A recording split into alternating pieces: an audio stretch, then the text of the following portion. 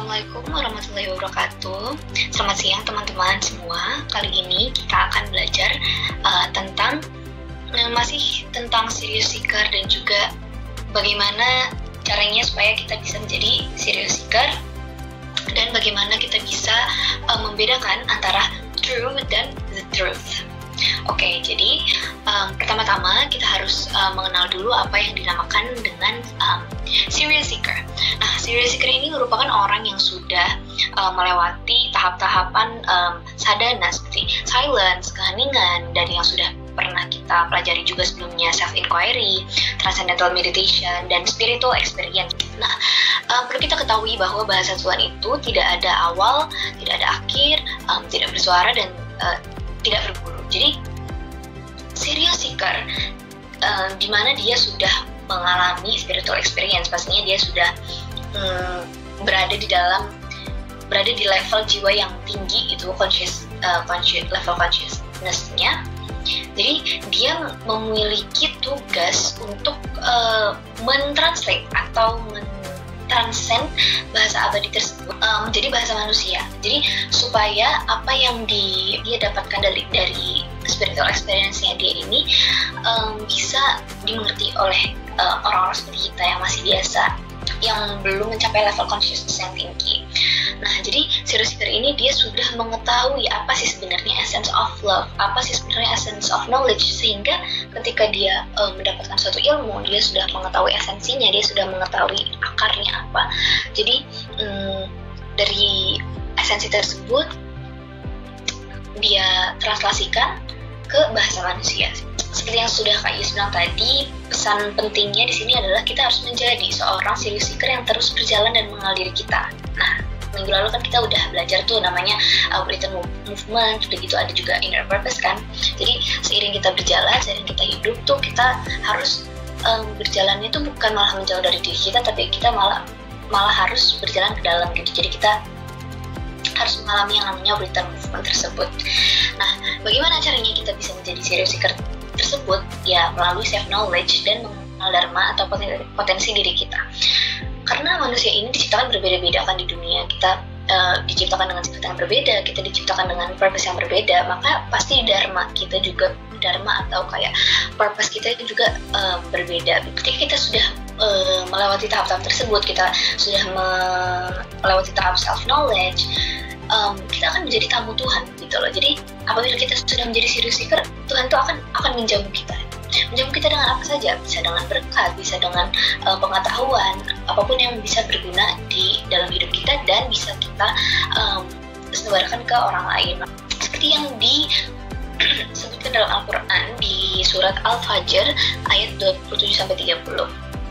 Yang artinya seperti berikut: wahai jiwa-jiwa yang tenang, kembalilah kepada Rabb-mu yang meridhoi dan diridhoi, dan masuklah kepada golongan hamba-hambaku, dan masuklah ke dalam surgaku. Nah, jadi kan kita bisa dari surat ini kita bisa simpulkan bahwa orang yang memiliki jiwa yang tenang, orang yang sudah self knowledge, orang yang self inquiry, sudah melakukan transcendental meditation, itu akan masuk kepada golongan hamba-hamba Tuhan seperti itu, akan diridhoi dan akan meridhoi.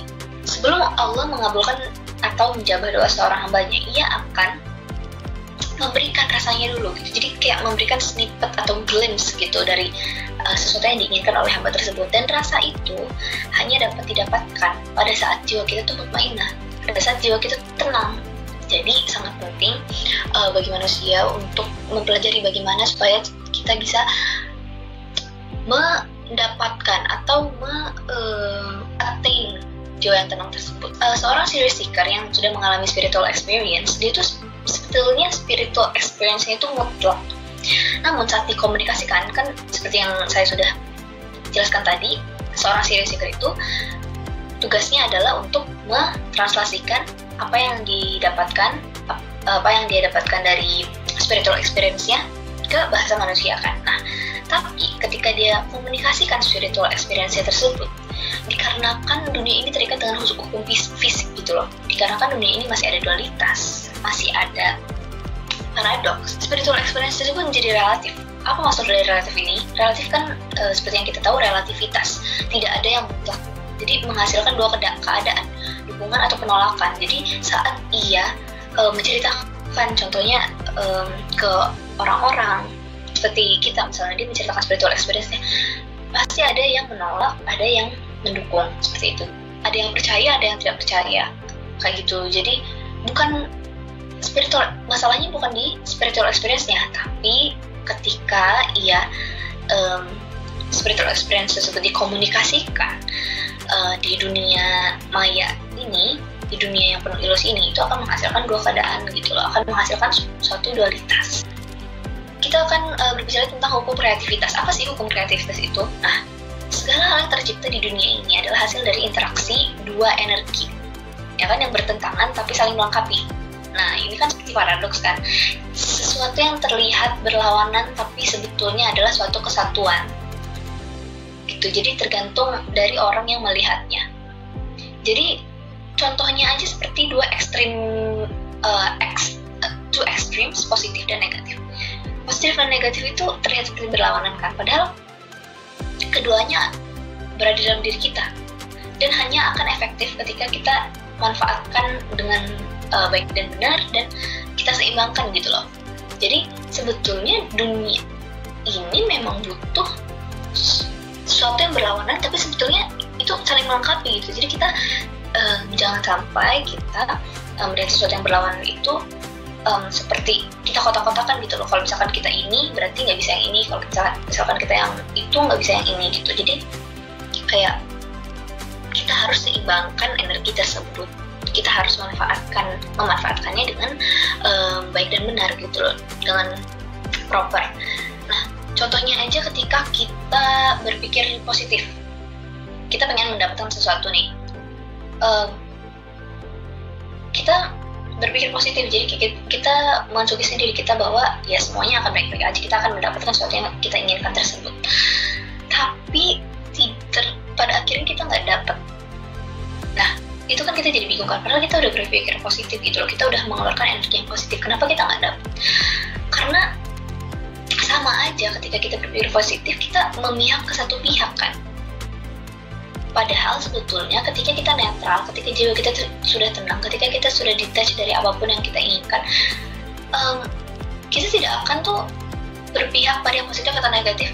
Ketika kita menjadi orang yang netral, ketika kita menjadi sesuatu yang netral, itu kita tidak akan berpihak pada yang positif dan tidak akan memusuhi yang negatif. Kita akan merangkul keduanya. Seperti itu. Jadi di antara interaksi energi positif dan negatif muncul energi yang sifatnya netral. Jadi ketika di dalam diri kita ada positivity dan negativity, dan ketika kita rangkul keduanya itu, kita akan menjadi netral seperti itu, yang sifatnya itu infinite dan limitless. Kuncinya adalah bagaimana kita bisa memanfaatkan dan menyeimbangkan hukum kreativitas ini.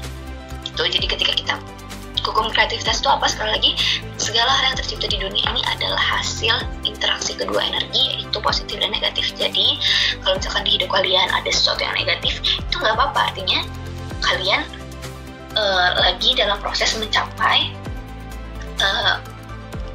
kenetralan tersebut, neutrality tersebut, detachment tersebut. Ada hal yang positif, jangan terlalu memihak pada positivity itu gitu. Jadi harus tetap stay grounded, harus tetap netral. Nah, ada 3 kondisi orang yang mengalami spiritual experience. Yang pertama itu dia disimpan sendiri. Jadi dia simpan sendiri untuk dirinya sendiri, dia tidak sebarkan kepada siapapun. Yang kedua itu dia sampaikan ke orang yang tepat. Jadi dia sampaikan ke orang yang level intelektualitasnya itu sama dengan dia. Jadi level kesadarannya, intelektualitinya itu sama dengan dia. Dan yang ketiga itu dia sampaikan ke publik. Jadi dia sampaikan pada siapa aja. Ketika di transfer, ketika spiritual experience ini ditransfer ke publik, kan kita tadi sudah bicarakan bahwa akan terjadi relativitas kan, akan ada respon yang berbeda, 2 respon yang berbeda. Ada yang mendukung, ada juga yang menolak. Nah, kita sebagai orang yang nantinya mungkin akan diajarkan oleh orang yang sudah melalui spiritual experience ini. Nah, kita bagaimana caranya supaya kita tidak menghakimi gitu loh, supaya kita bisa menjadi orang yang netral. kita bisa melihat terus di dalam spiritual experience itu. Nah, caranya adalah kita dengan silence mengakses true nature kita. Jadi kita silence, kita meditation, self inquiry. Lalu yang paling penting itu adalah kita harus mengetahui perbedaan true dan truth.